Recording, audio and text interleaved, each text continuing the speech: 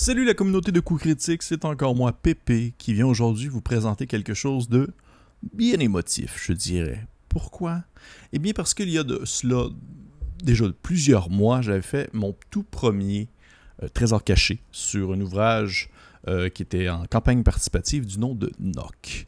Dans le fond, un espèce de bric-à-brac de jeu de rôle qui abordait l'OSR ainsi que les autres on va dire thématiques en lien avec le old school, des classes, des races, des donjons, des questionnements, des analyses, des réflexions, bref, une panoplie de choses, d'affaires, de patentes, pour ceux qui connaissent l'expression, bref, de bric-à-brac. Eh bien aujourd'hui, pourquoi est-ce que c'est émotif? Parce que plusieurs mois plus tard, je viens vous présenter Nock, le deuxième du nom, parce que oui, il y a eu un deuxième, encore une fois en campagne, dans le fond, participative sur Kickstarter, toujours fait par The Merry Mushman, c'est-à-dire Olivier Revenu ainsi que Eric Niodan, deux jeunes hommes qui se sont implantés comme étant des incontournables du milieu du jeu de rôle, bien que ceux-ci soient francophones, et bien du jeu de rôle anglophone, parce que leurs produits ont été sortis en anglais. Je parle ici de Nock 1 et Nock 2, ainsi aussi mentionné que Eric est, dans le fond, l'auteur du jeu Macchiato Monster, qui est très, très, très reconnu dans le milieu des OSR. Donc, c'est encore une fois, messieurs, chapeau. Je vous lève mon chapeau. C'est une réussite totale. Et pour ceux qui ne le savent pas, qu'est-ce que Nock? Eh bien, c'est la magnificence du old school, mais pas que. Parce que oui, les thématiques vont aborder le old, le vieux, la renaissance du vieux, va vouloir mettre de l'avant, dans le fond, une espèce d'idéologie tournée vers les réflexions et la mise en place d'une manière de procéder, de jouer à des jeux de rôle comme on le faisait à la vieille époque, tout en mettant de l'avant des techniques modernes et des astuces modernes. Mais le jeu ne s'adapte pas, ou plutôt ne se limite pas à ceci, parce qu'il est ouvert à d'autres horizons. Il n'est pas spécifique uniquement, exclusivement au old school.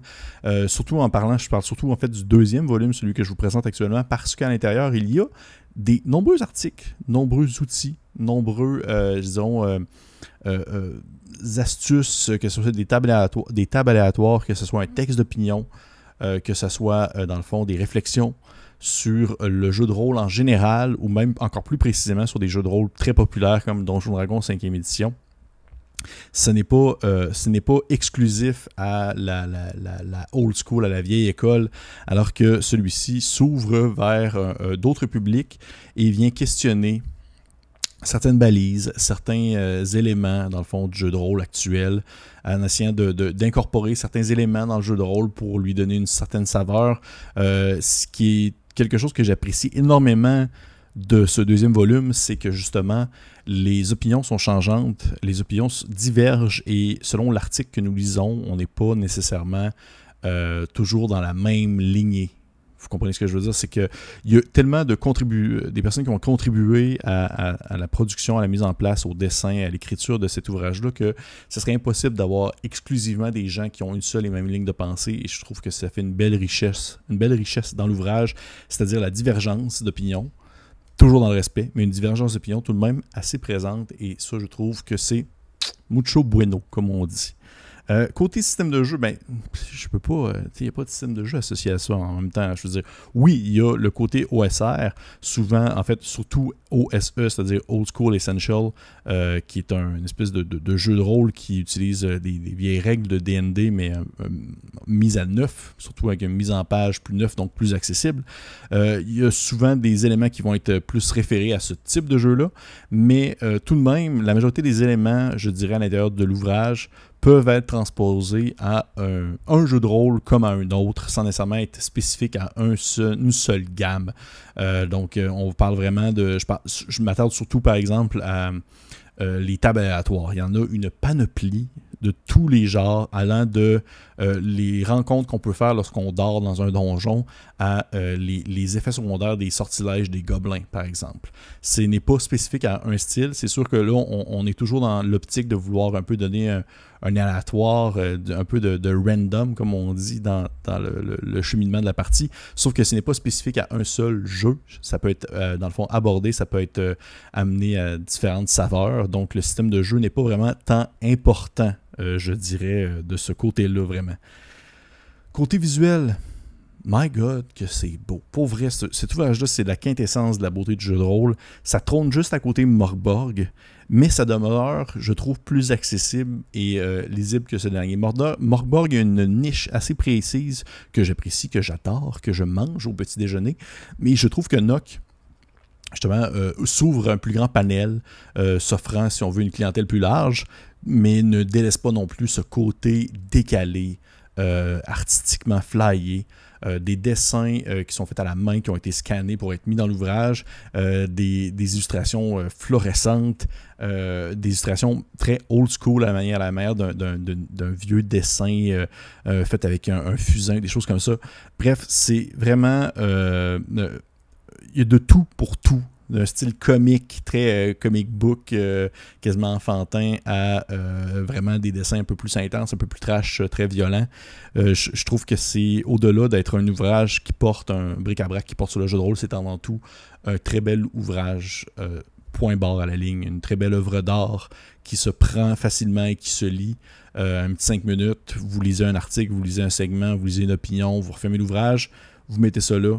Et ça ressemble à ça. Au final, je trouve que c'est un peu la richesse de ce jeu-là. Et ça en vient à ma critique principale. C'est que ce jeu-là pousse un seul objectif, c'est-à-dire l'inspiration. Et c'est ce que je trouve vraiment très cool avec Nock, c'est que tout est facilement accessible. Ça se lit rapidement. Les ouvrages vont se lire rapidement. Les textes, le visuel va être attrayant. Ça va nous donner le goût d'en lire plus. Et même lorsqu'on lit quelque chose, que ce soit une opinion, que ce soit un donjon, que ce soit une exploration de l'intérieur d'une baleine ou l'explication d'un dieu qui n'a pas plus de mise en contexte que ça, ensuite on dépose le livre. Et pourtant, ça continue à nous jouer dans la tête et ça ne nous fait que nous donner de l'inspiration pour nos propres aventures, pour nos propres expérimentations en termes de jeu de rôle. Et c'est, selon moi, le plus gros élément de cet ouvrage-là, c'est son accessibilité dans son assimilation et l'effet que ça va nous donner. Parce que du fait que la mise en contexte est absente, du fait que ce n'est pas spécifique à un jeu précis, du fait que ce n'est pas une gamme uniquement qui est présentée dans l'ouvrage, eh bien, on n'est pas prisonnier en quelque sorte d'un jeu de rôle qu'on ne connaît pas nécessairement, puis qu'on va lire en 5 minutes, mais on ne saura pas trop pourquoi, qu'est-ce qu'on lit ça, puis on va fermer l'ouvrage, puis on va se dire qu'est-ce que je viens de lire au final? Ça parlait de quel jeu de rôle? Non, c'est pas important ça, parce que justement, le contexte du jeu de rôle n'est pas précis à une gamme précise, c'est ouvert à tous et l'inspiration vient en fait de un peu partout, de n'importe quel texte, de n'importe quelle image qui va être présentée dans l'ouvrage. Et c'est pourquoi je trouve que j'ai vraiment rien à redire concernant une critique négative, j'ai rien à redire sur Nock. C'est exactement comme le premier ouvrage, c'est-à-dire la qualité est au rendez-vous, contenant comme contenu. Les personnes qui ont contribué autant pour les illustrations que les textes en ont mis leur cœur et leurs âmes là-dedans. C'est vraiment de toute beauté. Et je peux juste m'attendre avec impatience le troisième Nock qui devrait un jour apparaître, j'imagine. Comment je pourrais dire? C'est pas... c'est global, ça touche tous les types d'amateurs de jeux de rôle. C'est sûr qu'à un certain point, je dirais que ça va être un peu peut-être spécifique pour les amoureux du genre parce que l'ouvrage coûte un certain montant.